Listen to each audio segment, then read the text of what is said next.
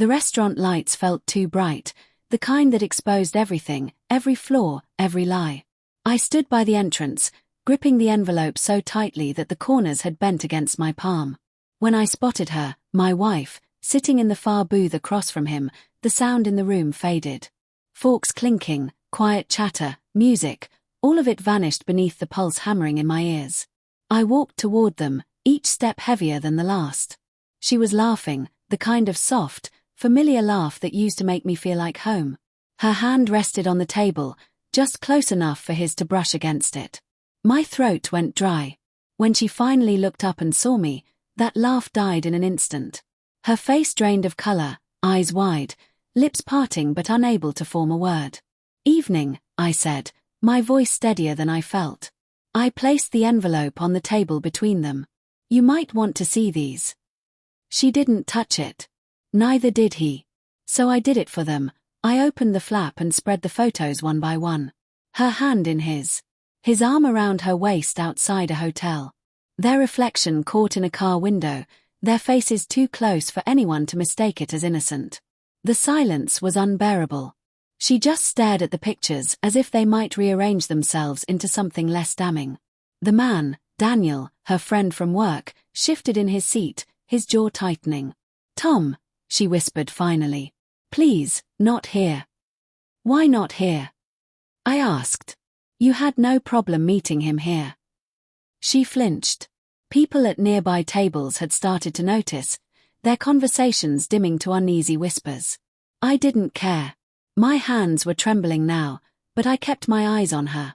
I needed her to say something, anything, that would make it make sense. Her voice cracked. "It's not what it looks like." That old, worn-out line. I laughed, a low, bitter sound. "Then tell me what it is, because these photos sure don't look like two co-workers discussing quarterly reports."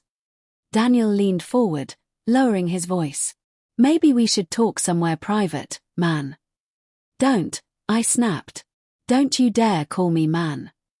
He sat back, eyes darting toward the exit, but I was already lost inside the storm of my own head. I could feel the heat rising behind my eyes, memories twisting against each other. Her texts late at night, "Working late, don't wait up." The scent of cologne on her jacket that wasn't mine. The sudden urge she'd developed to shower right after coming home. Every time, I told myself I was being paranoid. That she wouldn't do that to me. But the truth had a way of bleeding through, one small cut at a time. She reached across the table, her hand trembling. "Tom, please. Let's just talk about this." I pulled my hand back before she could touch me. "Talk? Now you want to talk?" She looked like she might cry, and for a second, something inside me cracked. I still loved her. God help me, even after everything, I still loved her.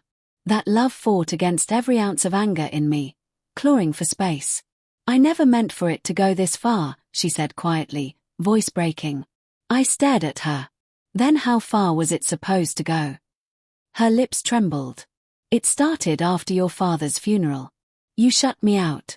I tried to reach you, but you weren't there." Daniel listened. He was kind. It wasn't supposed to. "Don't," I interrupted, my voice hoarse. "Don't you dare blame this on my grief." She looked away, tears finally spilling down her cheeks. Daniel sat there, silent, guilt etched across his face.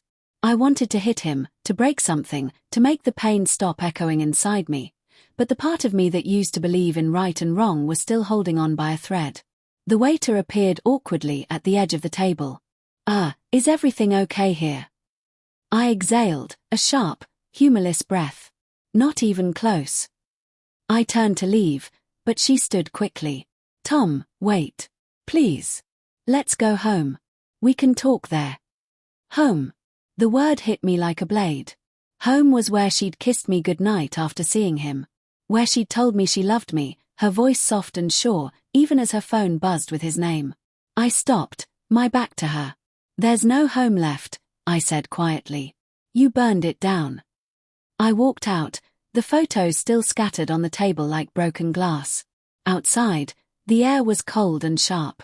My hands shook as I reached for my car keys. I sat there for a long time, staring at my reflection in the windshield. I didn't recognize the man looking back at me.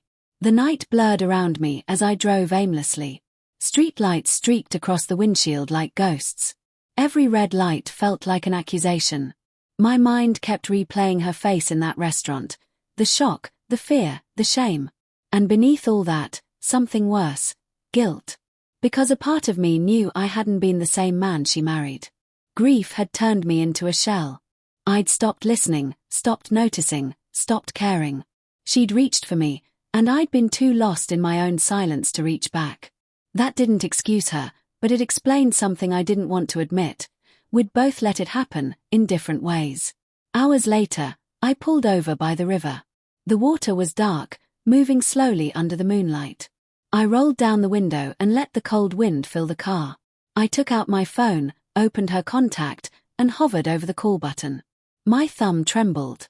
For a second, I almost pressed it. I wanted to hear her voice, to believe there was still something worth saving.